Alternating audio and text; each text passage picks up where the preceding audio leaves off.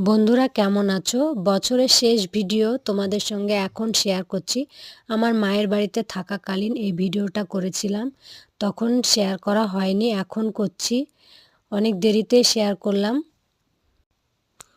তখন সর্ষে খেতে গিয়েছিলাম এবং সেখানকার প্রাকৃতিক মনোরম দৃশ্য অনুভব করেছিলাম।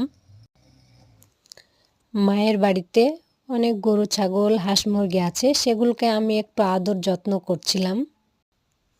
আর দেখো, এখানে রাজা মিষ্টি রোদে হাত পা ছড়িয়ে ঘুমোচ্ছে। আর ওই যে ডন এখানে শুয়ে আছে। এরা শীতের মিষ্টি রোদে এভাবেই প্রতিদিন ঘুমায়। আমরা এদের সঙ্গে খুব মজা করি, কোলে নিই এবং আদর করি। কিন্তু এরা দেখতে খুবই কিউট। তবে এখানে আসলে আমাদের কখন যে দিন কেটে যায় আমরা বুঝতেই পারি না।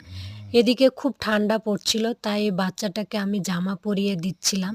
ও পরতেই চাইছিল না, তবু খুব ঠান্ডা পড়ছে তো কি করব, তাই পরিয়ে দিলাম আমি। আর এবার মায়ের বাড়ি এসে তো অনেক দিন থেকেছি, অনেক মজাও করেছি আর বিভিন্ন রকম খাবারও খেয়েছি। আমি যখন এখানে আসি আমার মা আব্বু তো খুবই খুশি থাকে।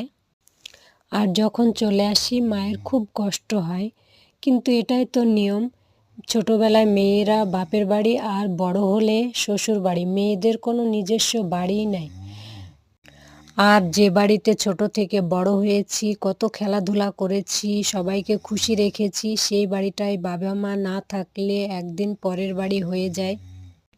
আর এর নাম বুলেট। এ কিউট একটি বাচ্চা।